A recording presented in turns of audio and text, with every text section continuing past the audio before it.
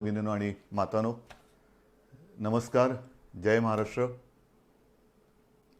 थोडेसे आपण सुद्धा रिलॅक्स दिसताय आणि साहजिकच आहे, मी देखील थोडासा किंचित तणावमुक्त आहे. होळीपासून सुरुवात झाली आणि म्हणता म्हणता दिवाळी आली. येत्या काही दिवसामध्ये दीपावली आहे. दीपावलीचा मंगल सण आहे. अंधार छेदून प्रकाश, आणि प्रकाश म्हणजे प्रगती, समृद्धी ही आपल्या सर्वांच्या आयुष्यामध्ये येवो. म्हणजेच प्रथम आपल्याला सर्वांना दीपावलीच्या खूप खूप मनपूर्वक शुभेच्छा देतोय. ही दिवाळी आपल्याला सर्वांना सुखाची, समृद्धीची, मनशांतीची आणि आनंदाची जावो अशी मनापासून प्रार्थना करतोय. साहजिकच आहे, आपण हे सर्व सण, होळीपासून जी म्हटलं मी सुरुवात झाली, अत्यंत साधेपणाने आणि संयमाने साजरे केले म्हणायचे का पार पाडले म्हणायचे, थोडासा फरक आहे. पण महत्त्वाचा मुद्दा म्हणजे या सर्व 6-8-9 महिन्यामध्ये आपण सर्वांनी जे काही सहकार्य केलं त्याला तोड नाही. आणि हे सहकार्य केलं म्हणून आणि म्हणूनच आज सुरुवातीला मी जे बोललो की आपण दोघंही थोडेसे तणावमुक्त आहोत. आज तणावमुक्त जरी असलो तरी साहजिकच आहे, माझ्या मनामध्ये पुढची जी एक शक्यता आहे दुसऱ्या लाटेची, ती येऊ नये म्हणून देखील एक चिंता आहे, प्रार्थना आहे. आणि त्याच्यासाठी सुद्धा आपल्या सर्वांचं सहकार्य मला अपेक्षित आहे. प्रथम मी दिवाळीबद्दल बोलतो. आत्तापर्यंतचे सगळे सण होते, मग ते गणपती उत्सव असतील, नवरात्री उत्सव आहे, होताच, अगदी दहीहंडी होती, ईद, सगळेच आपल्या पारसी बांधवांचे सुद्धा सण होते, जैन बांधवांचे सण होते, ईद होती, सगळे होते. हे सगळे सण आपण अत्यंत संयमाने घरातल्या घरामध्ये एकमेकाला, हल्ली व्हॉट्सॲपवरनं झाले ना सुरू, हॅपी दिवाळी, हॅपी हे, हॅपी ते, ह्या ह्याच्यातनं साजरे केले. आता दिवाळी आली, जवळपास सगळं काही आपण उघडलेलं आहे. गर्दी मी पाहतोय वाढत चाललेली आहे, चांगली एक जिवंतपणाचं लक्षण आहे. गर्दी वाढते आहे, सगळे व्यवहार जवळपास पूर्वपदावरती यायला लागलेले आहेत. आणि इथेच मला थोडीशी एक खबरदारी आपण घ्यावी अशी विनंती करायला आज आम्ही संवाद साधत आहे. आपण बघता आहात की गेले काही दिवस महाराष्ट्रामध्ये आणि विशेषतः मुंबई आसपासच्या सर्व परिसरामध्ये, अगदी पुण्यामध्ये सुद्धा हा कोरोना जो काही वाढत होता, अनेक जण आपल्यावरती टीका करत होते, काही जण म्हणत होते की यांच्या कंट्रोलच्या बाहेर चाललेलं आहे. पण आपण सगळ्यांनी जिद्दीने आणि आत्मविश्वासाने, एका शिस्तीने या संकटाचा सामना करत करत करत हा तो जो काय त्याचा चढ होता तो खाली आणलेला आहे. आपल्याकडे हा चढ होता तो उतारावरती आणलाय, नक्की आणलेला आहे. पण देशात इतरत्र, म्हणजे मी विशेषतः दिल्लीत म्हणेन, जिथे आज आपल्याकडे हजारातला आकडा शेकड्यात आलेला आहे मुंबईतला, आणि राज्यातला आकडासुद्धा नियंत्रणात आलेला आहे, तर तिथे दिल्लीत आपण पाहतात आकडा वाढता वाढता वाढी होत चाललेला आहे. कशामुळे होतं आहे, का झालं, इतर ठिकाणी आकडा वाढतो आहे, पाश्चिमात्य देशात आकडा वाढतो आहे. याचं कारण एक तर दिल्लीमध्ये असं म्हणतात, मी काही दिल्लीत जाऊन बघितलेलं नाही, पण प्रदूषण वाढलेलं आहे. आणि प्रदूषण म्हटल्यानंतर हा जो काही एक विषाणू आहे हा आपल्या श्वसन संस्थेवरती घातक परिणाम करतो. म्हणजे फुफ्फुसं असेल, त्या फुफ्फुसामध्ये ते व्हायरल न्यूमोनिया, त्याचा प्रादुर्भाव होतो. आणि काही काही वेळेला किंबहुना अनेकदा आपण बघितलेलं आहे की परिस्थिती हाताबाहेर जाते. विशेषतः ज्यांना सहव्याधी आहेत, म्हणजे कोमॉर्बिडिटी, त्यांच्यावरती हा परिणाम, घातकता त्याची जास्त असते. म्हणजेच काय की दिवाळी साजरी करताना मी आपल्याला नम्र विनंती करेन, फटाक्यावरती बंदी आणायची का? प्रत्येक ठिकाणी बंद्या घालून आणि कायदे कडक करून आपण आपलं जीवन हे पुढे चालू ठेवायचं का? आपण आपल्या गोष्टी स्वतःहून, जसं आत्तापर्यंत तुम्ही पाळलंत सगळं, तसं स्वतःहून पाळू शकत नाही का? जर आपल्याला लक्षात आलं असेल की एक तर अजूनही औषध नाही आहे, लसीचा पत्ता नाही आहे आणि प्रदूषणामुळे जर हा विषाणू वाढत असेल, आकडा वाढत असेल, तर दिवाळीमध्ये आपण प्रदूषण करणारे फटाके हे वाजवणं टाळू शकतो का? बंदी करायची का? करू शकतो. पण मला असं वाटतं बंदीपेक्षा आपसातला एकमेकावरचा विश्वास जो आहे आणि मला अनेक जणांनी सांगितले की आपण जेव्हा बोलता तेव्हा आमच्या घरातलाच एक कुटुंब प्रमुख आमच्याशी बोलतोय, मोठा भाऊ आपल्याशी बोलतोय, असं आपल्याला सर्वांना वाटत असतं. मग त्याच नात्याने आपल्याला सांगतोय. लहानपणी मी सुद्धा फटाके वाजवलेले आहेत, सगळ्यांनीच फटाके वाजवलेले आहेत. आज सुद्धा घराघरातली लहान मुलं आहेत, त्यांना तो एक आनंद असतो. पहाटे अभ्यंग स्नान म्हटल्यानंतर तेव्हा थंडी मुंबईमध्ये असायची. आज इतरत्र राज्यात थंडी पडायला सुरुवात झालेली आहे.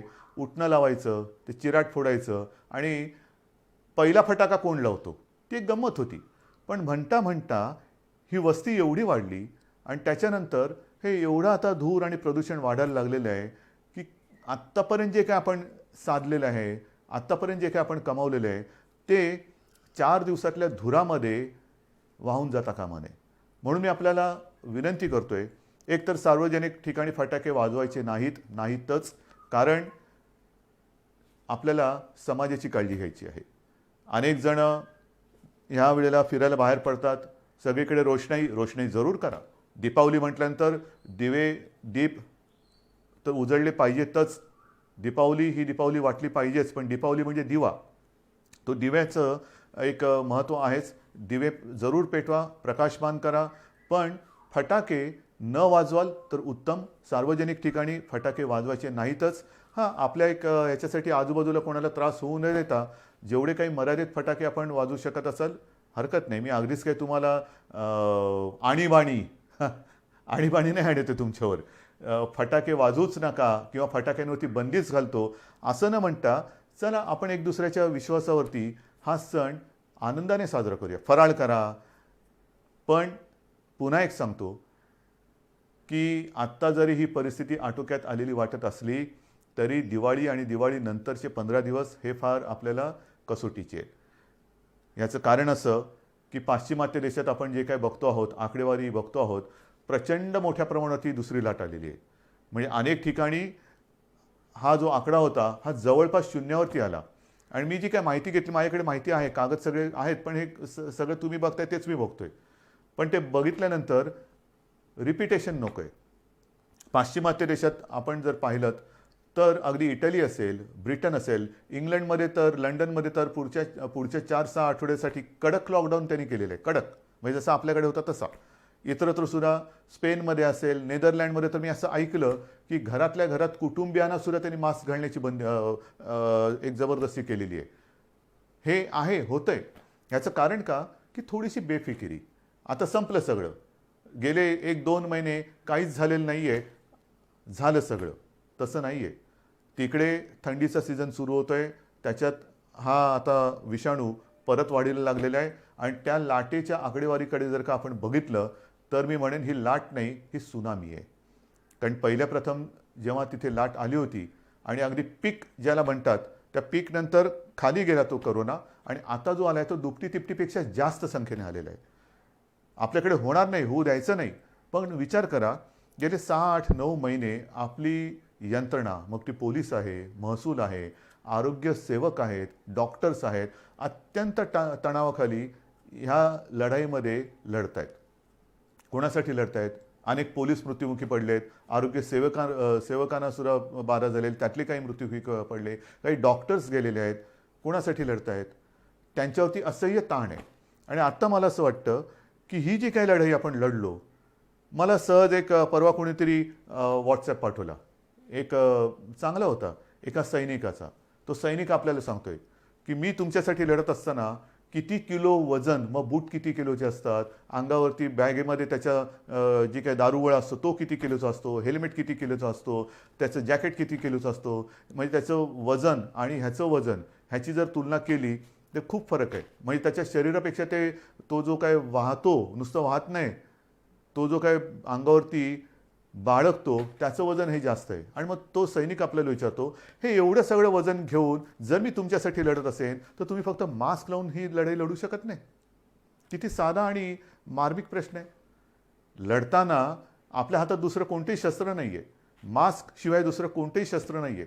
आणि सहज मी आत्ता आपल्याशी बोलताना मला एक 100 वर्षापूर्वीची आठवण आली. त्याही वेळेला फ्लू आला होता, स्पॅनिश फ्लू. साधारणतः कोरोना कधी जाईल, हा स्पॅनिश फ्लू जो 100 वर्षापूर्वी आला होता तो 2 ते 3 वर्ष त्यांनी जगाला परेशान करून टाकलं होतं. त्याही वेळेला काही कोटी बळी, म्हणजे आपल्या देशात सुद्धा असं म्हणतात की 1 कोटीच्या आसपास लोक मृत्युमुखी पडले होते. 100 वर्षापूर्वी लोकसंख्या काय होती, त्याच्यात 1 कोटी. आता लोकसंख्या किती आहे, प्रमाण काय होईल, हे तुम्हाला मी घाबरवत नाही आहे, पण सतर्क राहण्यासाठी म्हणून ह्या प्रेमाच्या आणि सावधगिरीच्या सूचना देतो आहे.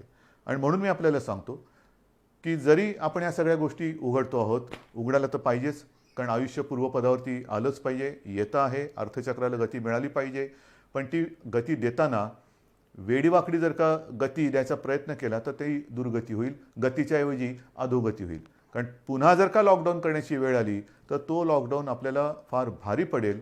आणि जर का रुग्णसंख्या वाढली तर आत्ता आपण जी सेवांमध्ये वाढ केलेली आहे, जम्बो हॉस्पिटल्स, फील्ड हॉस्पिटल्स, आत्तासुद्धा मी आपल्याशी बोलल्यानंतर मला वाटतं मीरा भाईंदर आणि कल्याण डोंबिवली येथे कोविड केअर सेंटरचं लोकार्पण करणारच आहे. मी अजूनही गरज संपली अशातला भाग नाही आहे. पण एक गोष्ट चांगली आहे की बऱ्याच ठिकाणी अजूनही आपले बेड्स आता रिकामी दिसत आहेत, ते रिकामीच असू द्या. मी कुठेही ह्या आरोग्य सुविधा बंद करा म्हणून सांगितलेलं नाही, वापरायची वेळ येऊच नये. पण आणखीन पुढचे किमान 6 महिने आपण ह्या गोष्टी असाच्या अशा भले कडी कुलप लावून ठेवली तरी चालतील, ती तशीच राहावीत, पण आपण त्या काढत नाही आहोत. मनामध्ये एकच विचार आहे की ह्या ज्या काही सुविधा वाढवल्या त्याला सुद्धा एक मर्यादा आहे. मी सुरुवातीला आपल्याला सांगितलं होतं की ही जेव्हा साथ सुरू झाली तेव्हा आपल्या राज्यामध्ये एकूण सगळे मिळून 7-7.5 किंवा 7,800 रुग्णशय्या होत्या. आता त्या रुग्णशय्या जवळपास आपण 4.5 लाखापर्यंत नेल्या एवढ्या. पण नुसतं रुग्णशय्या म्हणजे रुग्ण बरा होतो असं नाही आहे. त्याला आरोग्यसेवक पाहिजेत, डॉक्टर्स पाहिजेत, औषधं पाहिजे, ऑक्सिजन पाहिजे, जरूर लागली तर व्हेंटिलेटर पाहिजे. सगळ्या बाकीच्या गोष्टी आणता येतील, डॉक्टर्स आणि आरोग्यसेवक कुठून आणायचे हे तयार नाही करता येऊ शकत. पण त्यांच्यावरती म्हणजे ते वाढणार नाही आहेत. म्हणजे उद्या जर का दुपटी तिपटीची लाट आली तर आपली त्रेधा तिरपीट उडू शकते आणि ती येऊ न देणं हे आपण करू शकता, कारण आजपर्यंत आपण हे केलेलं आहे. या सगळ्या गोष्टी मी तुम्हाला सांगतोय. पण मधल्या काळामध्ये हे फळ आपल्याला कसं मिळालं तर दसऱ्यापर्यंत आपण माझे कुटुंब माझी जबाबदारी ही जी काही एक मोहीम राबवली, मी नक्कीच सांगेन की त्या मोहिमेचं हे फळ आहे. कारण आपल्या टीम्सने जवळपास 60,000 टीम्स राज्यभरात आपण तयार केल्या होत्या. 60,000 घराघरात गेल्या, माझ्याही घरी आल्या होत्या, आपल्याही घरी आल्या होत्या. जवळपास सगळी घरं आपण त्याच्यामध्ये संपर्क केला आहे. आणि त्याच्यात तुम्हाला सहज मी एक आकडेवारी सांगतो की या जवळपास 59,000 काही टीम होत्या, म्हणजे 60,000. त्यांनी राज्यामध्ये जी काही चौकशी केली त्याच्यात साधारणतः 3.5 लाखाच्या आसपास ILI आणि सारी रुग्ण सर्वेक्षण काळात आढळून आले. म्हणजे ज्यांना श्वसन संस्थेचा विकार असेल, काही असेल, त्यांची टेस्ट केल्यानंतर त्याच्यामध्ये साधारणतः 51,000 रुग्णांना कोविड झाल्याचं निदर्शनास आलं. हे घरोघरी जाऊन आपण तपासणी केली म्हणून हे झालं आणि म्हणून आपण त्यांना आवश्यकतेनुसार इलाज करून वाचवू शकलो. हे याचं फलित आहे, हे नक्कीच फलित आहे. त्याच्यानंतर एकूण जर का बघितलं आपण तर ह्या सर्वेक्षण काळामध्ये मधुमेह, डायबिटीस आपल्या राज्यात किती जणांना आहे, ज्यांना आपण तपासलं आणि ज्यांनी आपली माहिती दिली त्याच्यात जवळपास 8,69,370 लोकांना डायबिटीज आहे. हाय ब्लड प्रेशर किती लोकांना आहे, साधारणतः 13 लाख लोकांना हाय ब्लड प्रेशर आहे. हृदयविकार कोणाला किती लोकांना आहे, 73,000 लोकांना जवळपास हृदयविकार आहे. कर्करोगाचे 17,843 आणि इतर आजाराचे साधारणतः 1,06,877 असे सहव्याधी किंवा कोमॉर्बिड ज्याला म्हणतो असे रुग्ण ह्या नागरिकांमध्ये आपल्याला ह्या व्याधी आढळल्या. आणि त्यातले बहुतेक जण आता व्यवस्थित होऊन आपापल्या घरी आहेत. हे या मोहिमेचं फलित आहे. आणि म्हणून ही मोहीम ज्यांनी राबवली त्या 60,000 टीममधल्या सगळ्यांना मी अक्षरशः मनापासून नमस्कार करतोय. महाराष्ट्र आपला ऋणी आहे. आपण अहोरात्र मेहनत केलीत, स्वतःच्या जीवाची पर्वा न करता मेहनत केली. काही ठिकाणी आपल्याला थोडेसे अनुभव आले असतील. काही जणांनी सुरुवातीला दाद दिली नाही, मग त्यांना जेव्हा कळलं की आपल्या भल्यासाठी आहे, मग त्यांनी दरवाजा उघडला आणि आता त्यांना त्यांचा विश्वास आल्यानंतर पुढे या सगळ्या गोष्टी केल्यात. परंतु मी यंत्रणेला सांगितलेलं आहे की हा जो रेकॉर्ड आहे, हा रेकॉर्ड म्हणजे आपल्या राज्याचा आरोग्याचा नकाशा आहे, हेल्थ मॅप.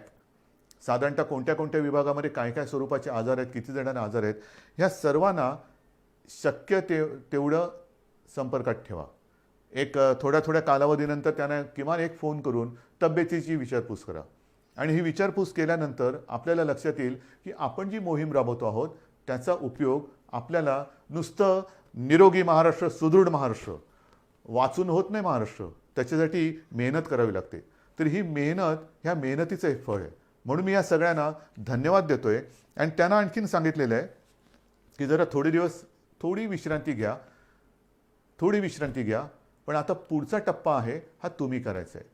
ह्याचं कारण असं की जे मी बघतो आहे की मुंबईमध्ये सुद्धा आणि बाहेर सुद्धा मास्क न घालणारी जास्त दिसायला लागलेले आहेत. हे नाही चालणार, अजिबात नाही चालणार. बाकीच्या सगळ्या गोष्टी आपण हळूहळू ओपन करतो आहोत, उघड करतो आहोत, पण मास्क घातला नाही तर त्याला दंड हा केला जाणारच, करावाच लागेल. कारण साधारणतः जे प्रमाण लक्षात येतं आहे, हे आकडेवारी माझी नाही आहे, मी डॉक्टरांशी बोलून हे सगळं करून तुम्हाला सांगतोय की साधारणतः एक कोरोना पॉझिटिव्ह नागरिक जर मास्क न घालता जनतेत फिरला तर एका ह्याच्यात तो जवळपास जेवढा फिरेल, गर्दीमध्ये फिरला तर किमान 400 जणांना तो संक्रमित करू शकतो. म्हणजे 400 ना करतो, म्हणजे 400 पुढे किती ना करतील. म्हणजेच काय की समाजासाठी आपल्याला या गोष्टीची खबरदारी घ्यावीच लागेल. कोणत्याही परिस्थितीत आपल्या हातामध्ये लस नाही, औषध नाही.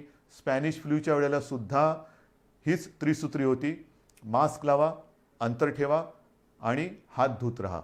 गर्दी वाढते, गर्दी टाळणं गरजेचं आहे. काय काय उघडणार, आज उद्धव ठाकरे काय बोलणार, कोणती घोषणा करणार, काय घोषणा करू. घोषणा करायला ही काही राजकीय सभा नाही आहे, पण घोषणा करायची असेल तर मी हेच सांगतोय की या कठीण काळात सुद्धा आपण खूप गोष्टी उघडलेल्या आहेत. दिवाळीनंतर सुद्धा आपण शाळा साधारणतः आता 9वी, 10वी, 11वी, 12वी ह्या वर्गांमध्ये आपण ते पहिले सुरू करतो आहोत. त्याच्यात सुद्धा पूर्ण खबरदारी घेण्याच्या सूचना सर्वांनी दिलेल्या आहेत.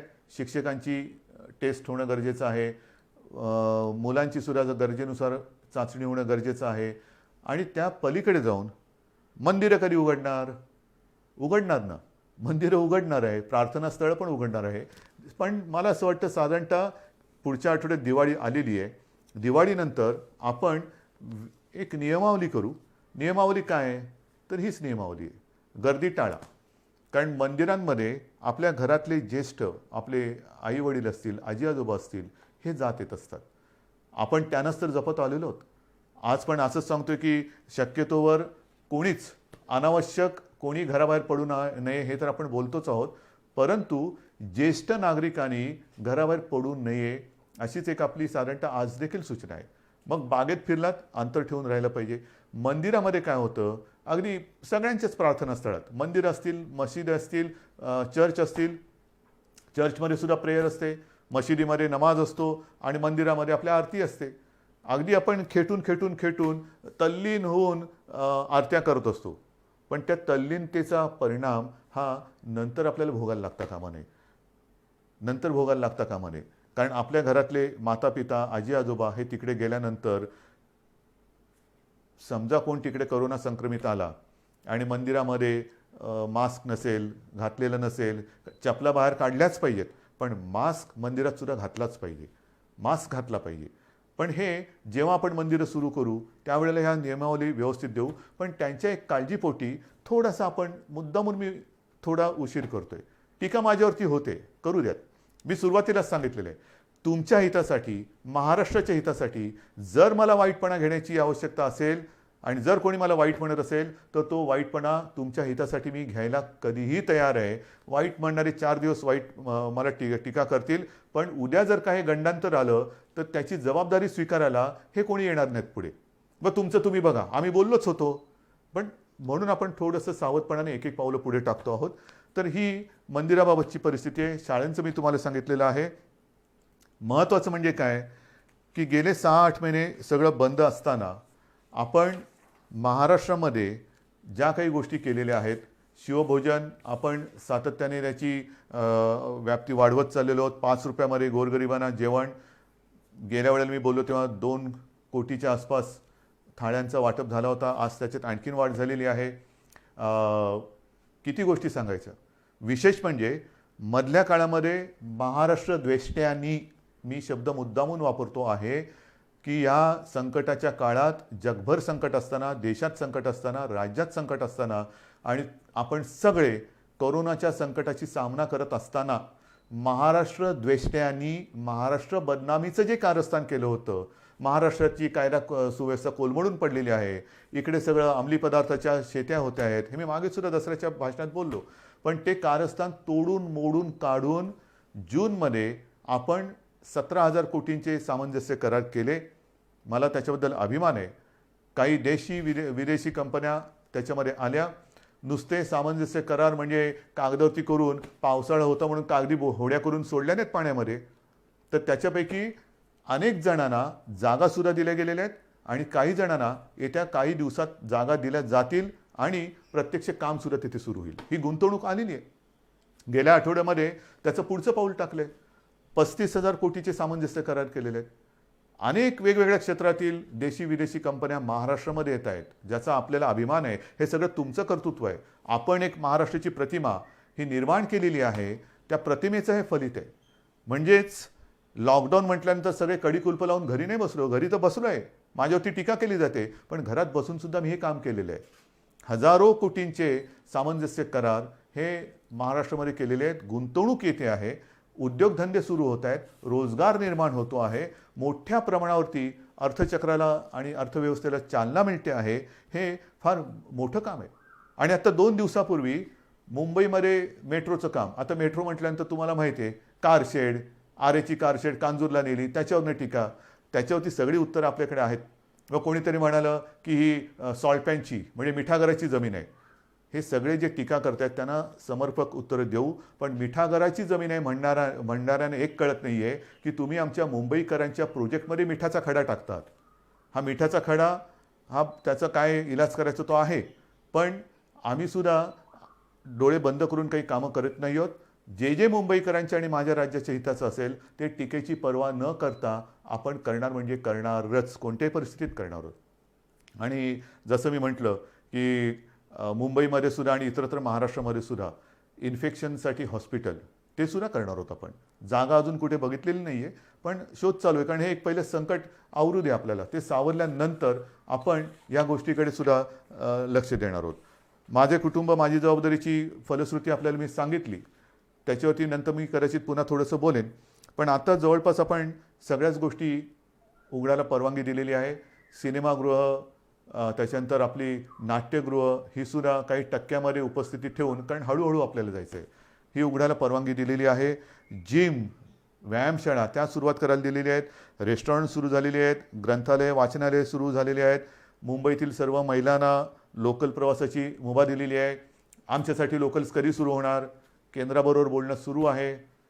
त्याच्यातसुद्धा आपण मागणी करतो आहोत. त्यांच्याकडनं जसजशी परवानगी येते तसतशी आपण लोकल सुरू करतो आहोत. पियुष गोयल जे चांगलं सहकार्य करत आहेत ते सुद्धा लवकर आपल्याला याच्याबद्दल मदत करतील अशी मला खात्री आहे. सगळ्याच गोष्टी आपण सुरू करत चाललेलो आहोत. एक एक गोष्टी सुरू करत असताना पुन्हा माझं एकच म्हणणं आहे की ही लढाई ही आरोग्याविषयक एका मोठ्या संकटाची लढाई आहे. मेट्रोचं जे मी तुम्हाला सांगत होतो ते पूर्ण करतो. मेट्रोचं जे कारशेडचं एक झालं तो विषय वेगळा, परंतु 2 दिवसापूर्वी मेट्रोसाठीच आपण जर्मनीच्या KfW कडनं जवळपास 545 दशलक्ष युरो एवढ्या रकमेचं कर्ज अत्यंत माफक व्याजदरामध्ये आपण ते घेतलेलं आहे. अत्यंत माफक व्याजदर आहे. म्हणजे ही गोष्ट फार महत्त्वाची आहे. आणि त्या कार्यक्रमामध्ये विशेषतः तिथले ते जे जर्मन अधिकारी त्या संबंधित संस्थेचे आणि इथले आपले कॉन्सिल जनरल वगैरे होते, ते आपल्या मुंबई आणि महाराष्ट्राबद्दल जे बोलले ते फार महत्त्वाचं आहे. त्यांनी हेच सांगितलं की आम्हाला महाराष्ट्रात खूप कम्फर्टेबल वाटतं. महाराष्ट्र आणि आपला देश यांच्याबद्दल त्यांना एक आस्था आहे. पण महाराष्ट्राच्या विकासासाठी ते आपल्या सोबत आहेत, हे सुद्धा नाही म्हटलं तरी तुमच्या सगळ्या मेहनतीचं हे फळ आहे. शेवटी राज्य म्हणजे काय? राज्य म्हणजे केवळ राज्य सरकार नाही, राज्य सरकार तर असतंच, पण राज्य सरकारबरोबर राज्यातली जनता, एक आपल्याला संस्कृती आहेत, आपल्यावरती संस्कार आहेत, आणि इथे टाकलेला पैसा हा उधळला जाणार नाही, तो वाया जाणार नाही, लोकांच्या उपयोगासाठी, जनतेच्या हितासाठी तो वापरला जातो आहे. तसं हे सरकार आहे. हे जे काही एक आपलं विश्वासाचं नातं आज आपण जगात निर्माण केलेलं आहे, हे त्याचं हे फलित आहे. म्हणून मला असं वाटतं की अनेक गोष्टी आपण सुरू केलेल्या आहेत, उद्योगधंदे येत आहेत, गुंतवणूक येते आहे. पावसाळा संपलेला आहे, पण पावसाळा संपल्यानंतर साधारणतः पावसाची जी सुरुवात झाली तीच एका तणावाने झाली, आणि तो तणाव होता रायगड आणि आपल्या कोकण किनारपट्टीवरती प्रचंड ताकदीने धडकलेलं निसर्ग चक्रीवादळ. साधारणतः जूनपासून पावसाळा संपेपर्यंत कुठे ना कुठेतरी अतिवृष्टी, पूर, वादळं ह्या सगळ्या गोष्टी ह्या येत होत्या. मुंबईला सुद्धा त्यांनी सोडलं नाही पावसाने, पूर्व विदर्भाला नाही सोडलं. काही ठिकाणी पूर नाही आला, पण सतत पाऊस थांबतच नाही. आणि त्याचा दुष्परिणाम हा शेवटचा जो अतिवृष्टीचा पाऊस होऊन गेला, मी स्वतः जाऊन बघितलेलं आहे. जमिनी खरडून गेलेल्या आहे. खरडून जाणं म्हणजे काय तर सोन्यासारखं उभं असलेलं पीक हे तर कुठच्या कुठे सडून कुजून जातच, पण जमिनीचे थर जाऊन तिकडे जणू काय वाळवंट आहे की काय असं चित्र माझ्यासमोर होतं. कुठे पुलाच्या वरनं 7-8 फुटावरनं पाणी गेलेले आहेत, झाडं उन्मळून पडलेले आहेत, विजेचे खांब उन्मळून पडलेले आहेत, विजेच्या तारा तुटलेल्या आहेत. हे सगळं गेले 4 महिने आपण भोगलेलं आहे. आणि म्हणून जून ते ऑक्टोबर म्हणजे हा पाऊस संपेपर्यंत एकूण जर का बघितलं तर जवळपास महाराष्ट्रातली 41 लाख हेक्टर जमीन ह्या पूर आणि अतिवृष्टीमुळे बाधित झालेली आहे. संपूर्ण शेतकऱ्याची वाताहत झालेली आहे. कोणाची घरदारं वाहून गेलेली आहेत, कोणाची गुरं वाहून गेलेली आहेत, कोणाच्या घरातली माणसं बुडून गेलेली आहेत. काय करू शकतो आपण? काय करू शकतो? जास्तीत जास्त प्रयत्न हाच करायचा, प्राथमिकता प्राणहानी होऊ नये. कारण बाकी सगळ्या गोष्टी पुन्हा उभ्या करायला येऊ शकतात, पण प्राणहानी, मग घरातला माणूस गेला तर काय करायचं? तर त्याच्यामध्ये सुद्धा आपण जवळपास 10,000 कोटी निधी, एकतर तुम्हाला माहिती आहे मी गेल्या वेळेला भाषणांमध्ये बोललो होतो, 38,000 कोटी आपले GSTचे आणि डिव्होल्युशनचे बाकी आहेत, त्यातले आता 5-7 हजार कोटी आलेत म्हणतात, परंतु दर महिन्याला त्याच्यामध्ये वाढ होत चाललेली आहे. म्हणजे होतं काय की ज्या पालिका मग कलेक्टर असतील, तिकडे काय झालं का राज्य सरकारकडे मागणी करणार, राज्य सरकार केंद्राकडे हात पसरणार, केंद्र सरकार हात वर करणार, काय करणार? तर ह्या सगळ्या परिस्थितीचा सामना करत आपण पुढे जातो आहोत. 10,000 कोटीची एक तरतूद आपण ह्या अतिवृष्टी, पूरग्रस्त आणि एकूण जे काय शेतकऱ्यांची नुकसान भरपाईच्या माध्यमातून त्यांना जी रक्कम मिळण्याची आवश्यकता आहे त्याच्यासाठी केलेली आहे. मग त्याच्यामध्ये जमीन आल्या, पर हेक्टरी किती द्यायचे, शेती असेल तर किती, फळबागांना किती, जास्तीत जास्त आजपर्यंत कधी न झालेलं असेल एवढी मदत आपण करण्याचा प्रयत्न करतो आहोत. हे केवळ तुमच्या आशीर्वादाने आणि देवाच्या दयेने आपण करू शकतोय, निभावून नेतोय, हळूहळू पूर्वपदावरती येण्याचा प्रयत्न करतो आहोत. पण मला असं वाटतं की शेतकरी असेल आणि माझ्या महाराष्ट्रातले सगळे नागरिक असतील, खूप समजदार आहात तुम्हाला सगळ्यांना हे संकट काय आहे ते कळलेलं आहे. कुठेही अनेकांनी तुम्हाला डिवचलं, चिडवलं, तरीसुद्धा त्यांच्या त्या सगळ्या डावपेचाला बळी न पडता तुम्ही, नाही माझं सरकार आहे, आपलं सरकार आहे, माझं सरकार अडचणीत आहे, माझ्यासाठी ते नक्की काहीतरी केल्याशिवाय राहणार नाही, करताय. हे जे तुमचं प्रेम आहे ना, हे मला नाही वाटत जगाच्या पाठीवर दुसरीकडे कुठे मिळत असेल. आणि म्हणून मला असं वाटतं की ही सगळी मदत आपण करतो आहोत.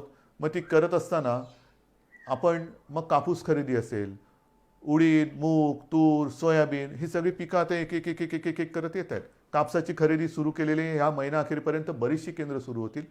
जी पिकं येत आहेत त्यांची खरेदी सुरू करण्याचे आदेश दिले गेलेले आहेत.